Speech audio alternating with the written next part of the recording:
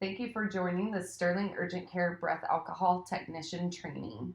This training will be based off the DOT training guidelines. Our training goal is to prepare breath alcohol technicians to conduct breath alcohol tests in accordance with the DOT procedures for transportation and workplace drug and alcohol testing. The objective of our training is for technicians to explain breath alcohol tests, the operation, be able to describe the analysis for the alcohol content, demonstrate the procedures for obtaining an accurate breath sample, and interpreting the results. Here is a list of the DOT operating administrations. The FAA, which is the Federal Aviation, FMCSA, which is Federal Motor Carriers Association, FRA, which is Federal Railroad, FTA is Federal Transit, and PHMSA is Pipeline. Some examples of safety-sensitive employees include pilots, flight attendants, airline mechanics, railroad engineers, truck drivers, school bus drivers, operators, dispatchers, and pipeline personnel. Here is a list of the reasons that someone would undergo breath alcohol testing. Random, this would be done just before, during, or after performance of a safety-sensitive function. Reasonable suspicion, post-accident, return to duty, follow-up, and on rare occasion, pre-employment.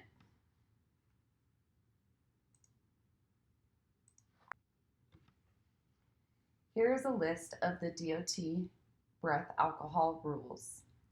You are in violation if you have an alcohol concentration of 0.04 or greater, if you use alcohol on the job, if you're performing a safety-sensitive function within 4 hours after using alcohol, or 8 hours for flight crew or traffic air controllers.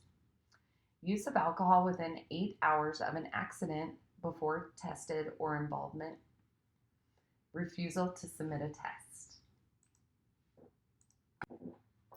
Consequences of a breath alcohol violation can cause an employee to be immediately removed from a safety-sensitive function.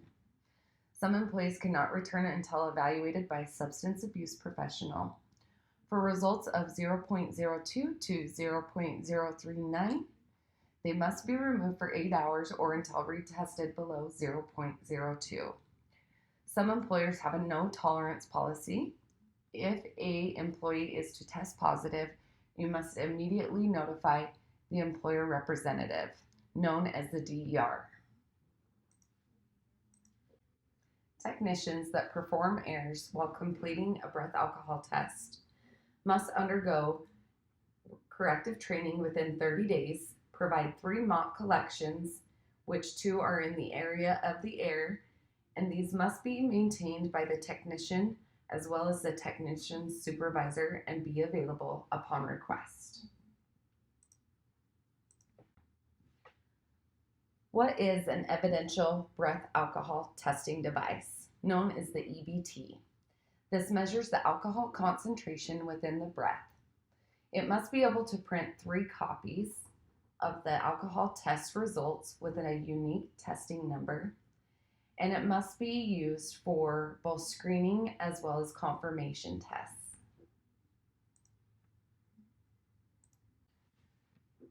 The breath that is given for the breath alcohol test must be deep lung air. This is going to measure the alcohol concentration, and it relates directly to the alcohol concentration in the blood.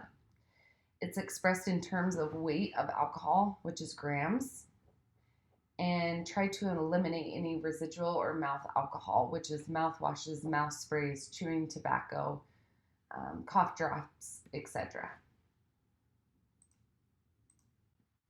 When performing a breath alcohol test, when an alcohol level of a 0.02 or greater is detected, it requires a confirmation test. All breath alcohol machines within Sterling Urgent Care meet these functional requirements.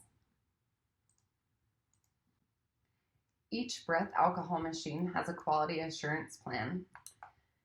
We maintain record ensuring maintenance and accuracy of our instrument. It is developed by an approved manufacturer. An external calibration check must be done each month and after every positive results, and it must be within 0.005 of the standard gas value. When performing a breath alcohol test, you must provide privacy in order to prevent unauthorized persons from seeing or hearing the test results. In extreme situations, when privacy is not possible, in such cases, every effort must be made to ensure as much privacy as possible. No unauthorized personnel are able to access the testing location, and make sure that you're only testing one person at a time. Do not leave the location while the testing procedure is in process. This includes confirmation testing. Each clinic is provided with a printer, a handset, a battery, mouthpieces, and a charger. When a patient presents to the clinic for a breath alcohol test, this must be performed immediately. It must be done before any urine collection. The patient must provide identification. You, as the collector, must also have ID if requested from the patient. Explain the testing procedure to the patient, as well as give them the opportunity to read the detailed instructions on the back of the alcohol testing form. Complete step 1 of the alcohol testing form, which includes the employee's name, employee's ID number, employer name, address, designated employer representative, and the reason for test.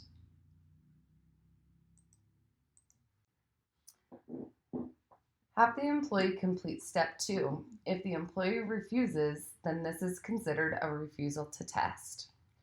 Read and show the test number to the employee.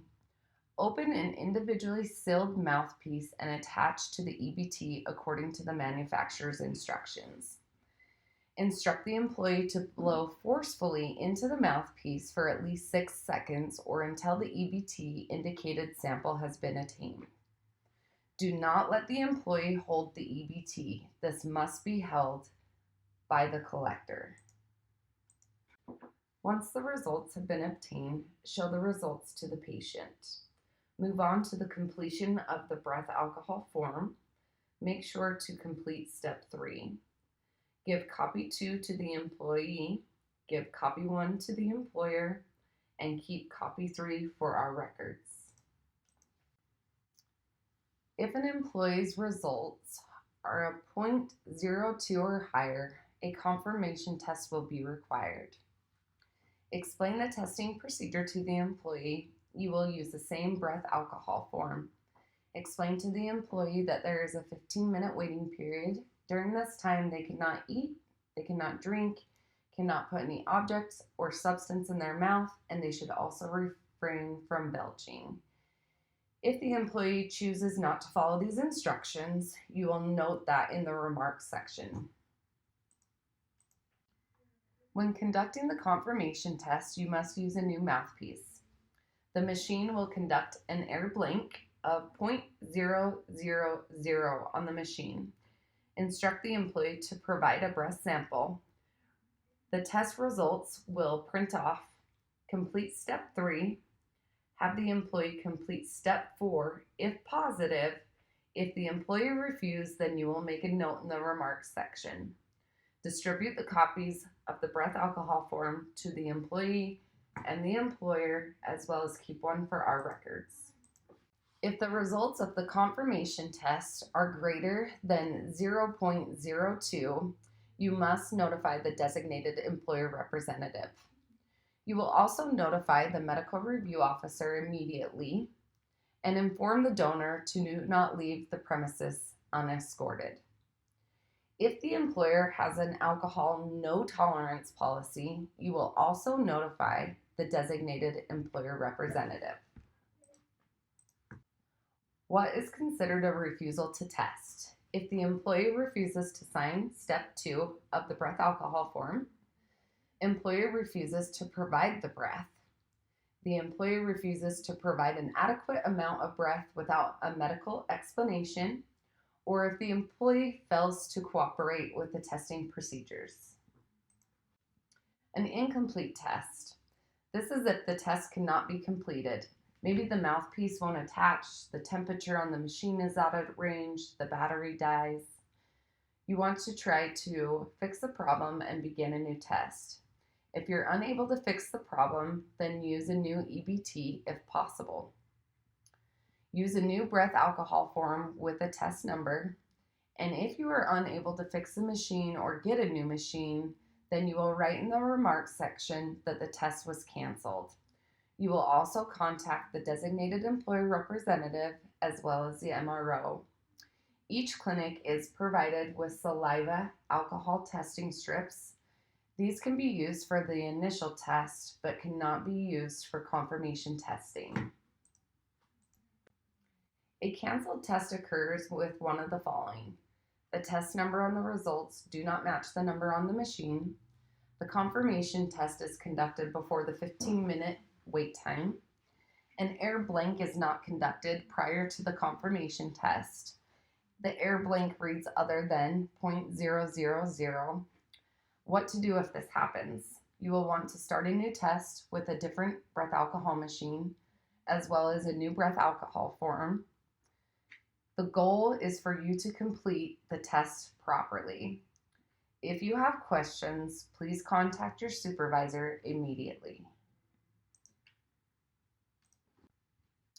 If a problem occurs while you are in the process of a test, you may repeat the test, but this must be done immediately. You must use a new breath alcohol form as well as a new unique test number. Proficiency. Before a breath alcohol technician can perform tests, they must perform a minimum of 7 breath tests using the breath alcohol machine. These tests must be successfully done. You must show the ability to respond to the device messages and commands, actions to take when errors occur, the ability to conduct an air blank or knowledge that the air blank has been conducted. Each of the 7 tests must be done correct. You will also need to be able to identify and explain actions when the device does not function properly, and explain the quality assurance plan and calibration checks. Proficiency demonstration requires 3 normal tests to be performed, 2 positive tests, 1 refusal to test, and 1 inadequate breath. You must also perform an external calibration check. Very important reminder, external calibration checks. These must be performed each month and after each positive. You must keep a logbook with your breath alcohol machine.